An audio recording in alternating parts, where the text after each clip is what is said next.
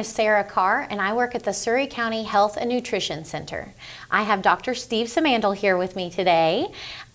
Steve, can you tell us, as the Environmental Health Director, why do we need permits? Very good question.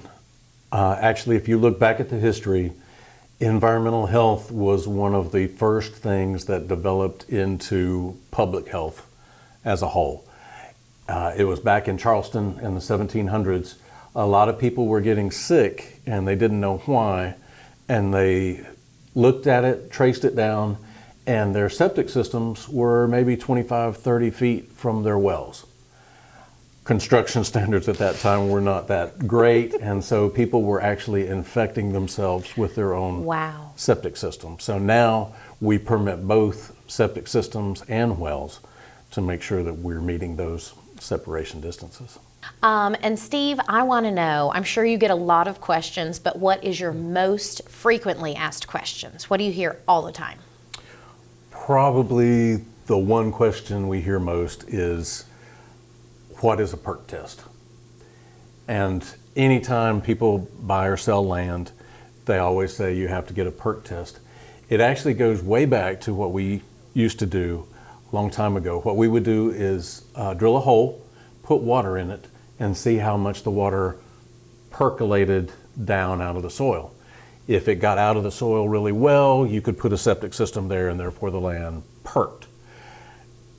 Unfortunately, because we had some enterprising land developers, they found out that they could drop a soup can in that hole that we had filled up with water and dip out the water.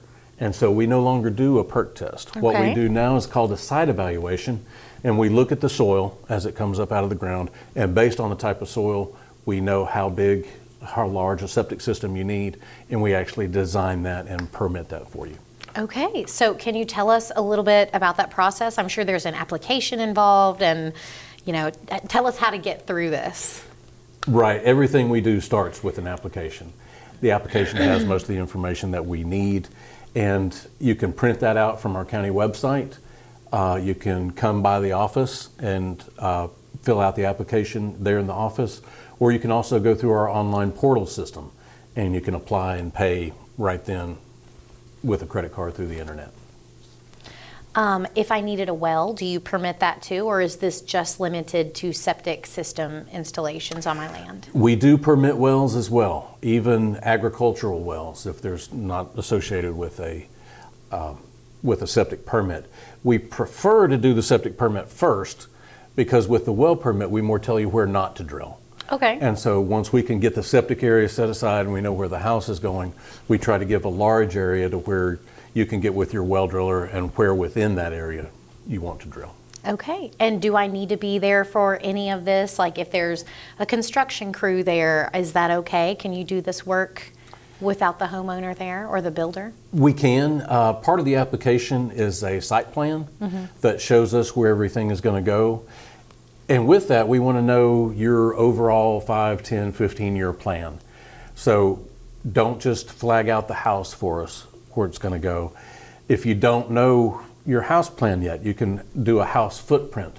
But if you're going to have a large deck in the back, a pool in the back, a nice front porch, a garage, an outbuilding, anything like that, we want to know about it beforehand.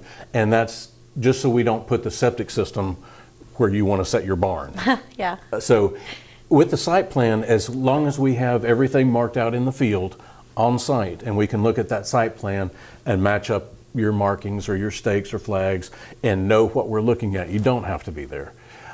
We do want to have access, so if there's a gate or something, we can set that appointment up with you. If there's large animals, I do not do well with any animal that comes up past here, so horses, cows, or anything, we want to make sure we have access to that. Safe access. Right, safe access. And so anytime, you're more than welcome to be out there with us if you want to learn more about that process, but you definitely don't have to be. Okay. And so can you tell me a little bit about the long-term plan? I mean, what if someone doesn't know? Is that okay? Or is this just to kind of help the land stay very usable? Can you explain that a little bit?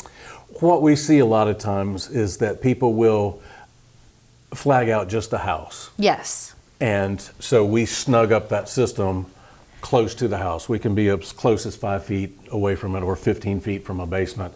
And then they come back in 3 or 5 years and say, well, now I want to have my 15-foot deck off the back. And then we say, we're sorry, that's where your septic system is. Okay. And so it would cost more money in the long run. If we knew about that, it might even be an issue. We can go ahead and set that septic system already 20 feet back. That way, when you go to build your deck, you're fine. Great. Just because it's on the site plan, you're not saying that you have to build whatever structure or whatnot. It's just for us to make sure that when you do get ready to do some other improvements to the lot, the septic system is not in your way. Okay, great. So you're looking out for health and safety of everyone. I love it. Thank you.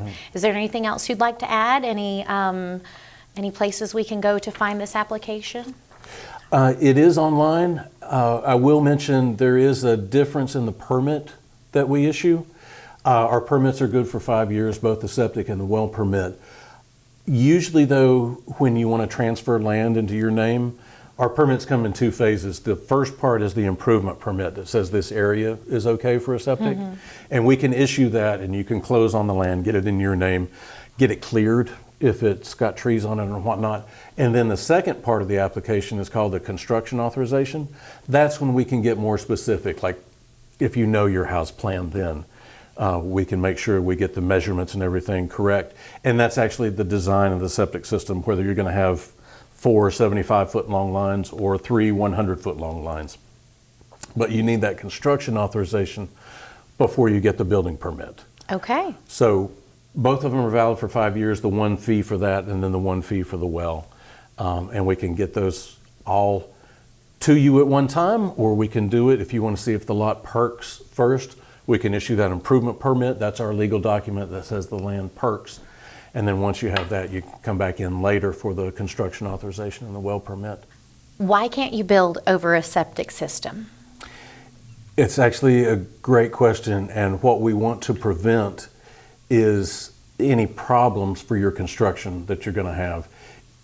Septic systems are going to fail at some point, and if you build on top of them, what we don't want to have happen is you add that deck on the back of your house and the ground over time collapse, and so you're actually having that structure fall away from the house. It's more protective for the homeowner to make sure that the septic system is clear, everything evaporates up and gets treated down, so if it's in natural ground, separated away from everything, your septic system is going to last for a lot longer.